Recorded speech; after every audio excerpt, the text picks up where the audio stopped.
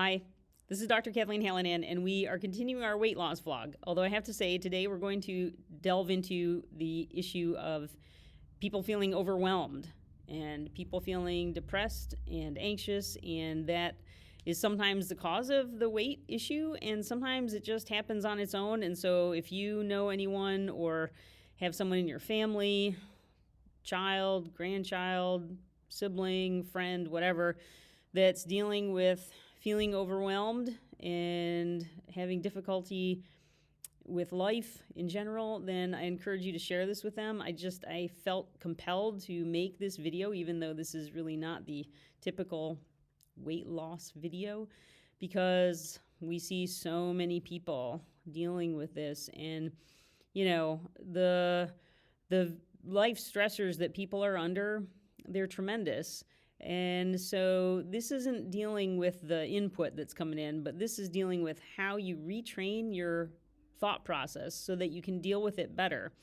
And people often are stuck in this fight or flight mode, and I call it their prey brain, or they feel like they are fight, flight, or freeze are the three responses that can occur when people are just overwhelmed and feel like they're under threat. And what we want to do is give you some tools to kind of turn that around so that you are in that seeker brain, the hunter brain. I want to say predator brain, but that really has some bad connotations, so we won't call it that. But the get after it brain. You see some people who are very targeted in their life attitude, and so that's what I'm going to try to teach you today and go over are some very concrete skills. And you may think, well, these are self-evident, but just as it is self-evident when we tell someone that if you want to do 100 push-ups, that you start with 1 push-up and then go to 2 and then go to 3. Well, so that's self-evident too. And there are a lot of little nuances to how you get from 1 to 100.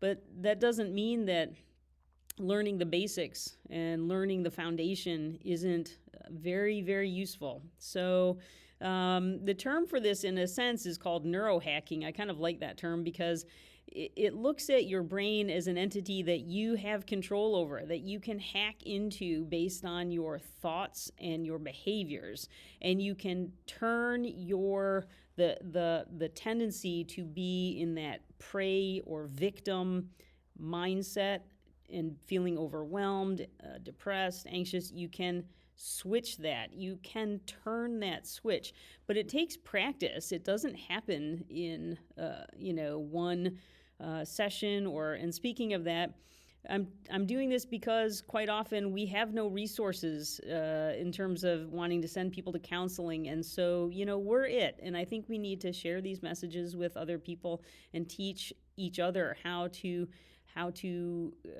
get out of this cycle. And so, interestingly, third world countries often have higher scores on happiness testing than countries like the United States do, or in terms of first world countries.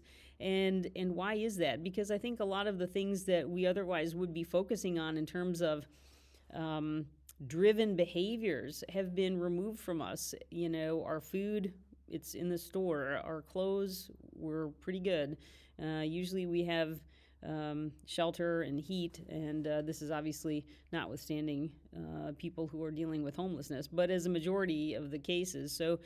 And we're left with being victim, in a sense, to what we're seeing and exposing ourselves to on social media and our peer groups in terms of adolescence. And so I'm going to teach you how to turn that around, okay? So the first thing is social media. A lot of people are saying, well, stay off social media. Well, yes, right? Minimize your time on social media, but that's equally as unhelpful as telling somebody to stay away from bad food, because you're going to be exposed to it. We need to teach people how to actually use social media, just as we would teach you how to use your food. So how do you use social media? Well, think about it. Social media is entrained on your behaviors, and they will send you more of what you search on. So if you're down in the dumps and you're upset and you're searching and you're clicking on things that are resonating with somebody who's depressed or anxious or overwhelmed, usually those are sad or anxious or overwhelmed posts because those are resonating with you. The neurology that you have is very similar to the computer feedbacks that social media has.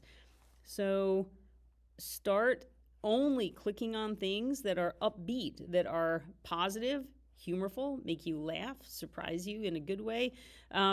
Start using your social media, because what will happen is the social media that you're using will start to entrain on what you're clicking on, and it will send you more of that. It will send you then positive, upbeat, good messages. So, you'll get what you seek.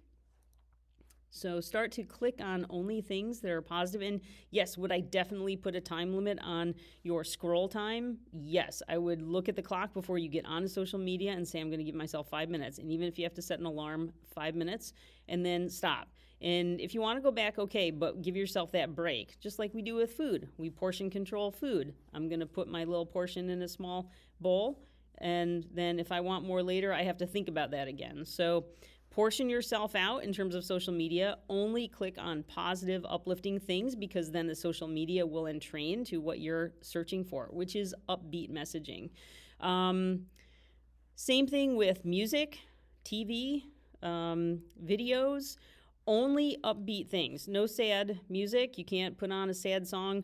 That's going to neurologically, things that are in a minor key, that are either have sad lyrics. What is that going to do to your nervous system? It's going to draw it down. It's going to make you more sad. It's going to allow you to kind of get into this wallowing cycle of your own, thoughts. So if you either have it off, or if you're going to listen to something, pick something that you love, that makes you happy, that makes you upbeat, okay? Even if you don't feel like it, I'm not telling you to do what your brain is telling you you want to do. I'm telling you what's going to bring your brain up, okay?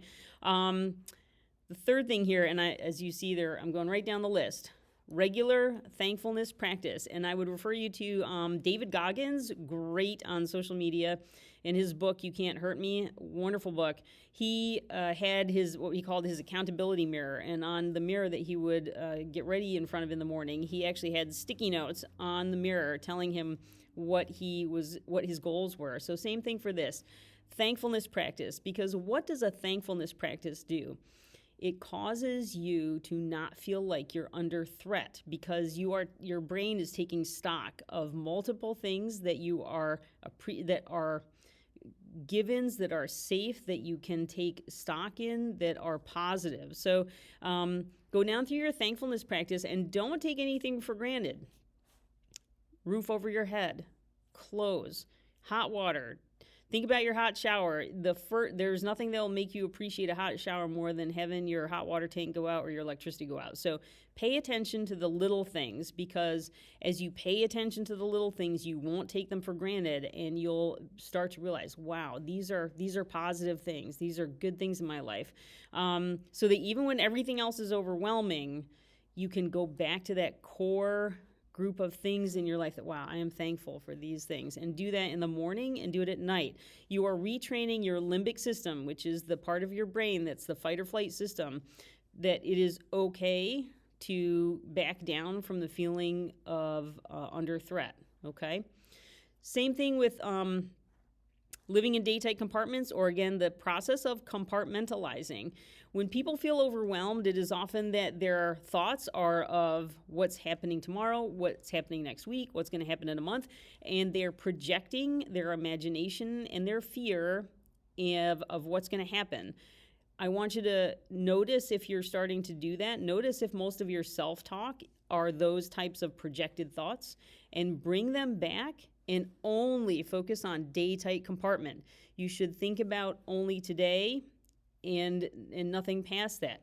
If it's something like a task that you've got to be getting done and it's making you feel overwhelmed, chunk it up into what can I do now? What can I do in the next few hours? And past that, if I don't have control over what I can do tomorrow, next week, then that has to go off to the side. If it makes you feel better, you can write it down so you can get it out of your brain, but then stop there. Your thoughts should only be of today and what can I do today.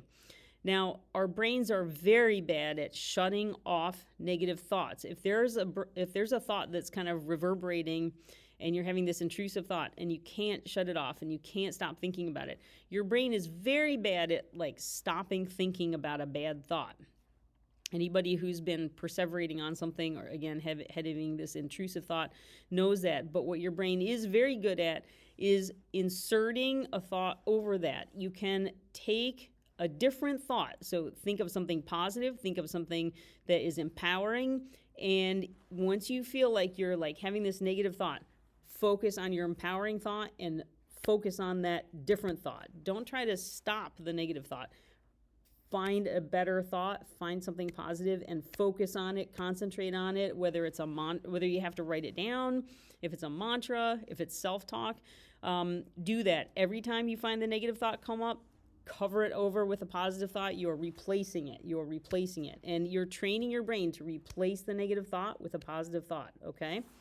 The next things are very therapeutic issues or areas of life that lots of people utilize.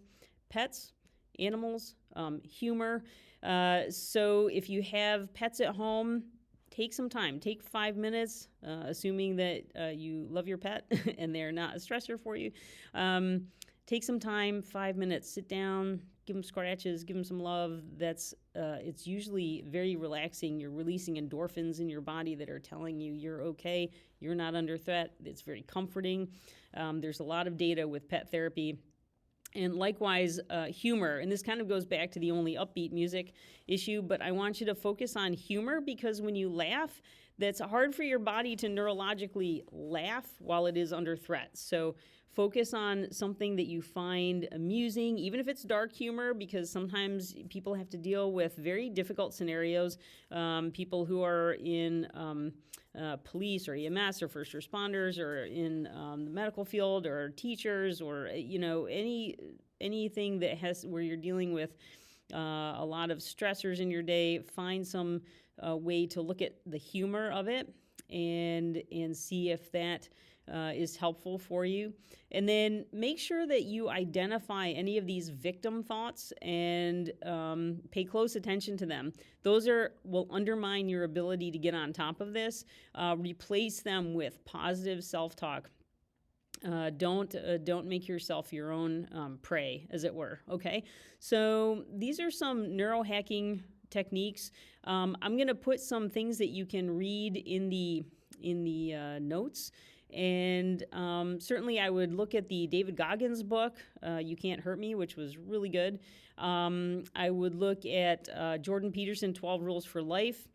There is a wonderful old book by Viktor Frankl called Man's Search for Meaning.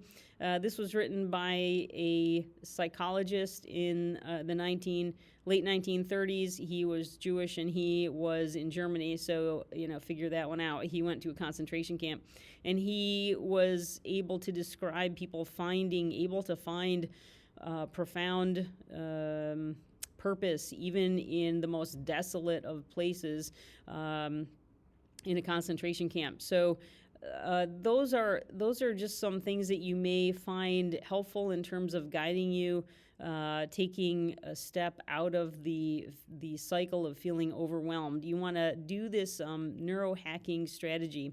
The other really great website I would suggest is Andrew Huberman, Huberman Labs. He does a lot with resilience training. He does a lot with cold water therapy. Cold water is a way to really stimulate the part of your nervous system to stop feeling like it's under threat, oddly enough.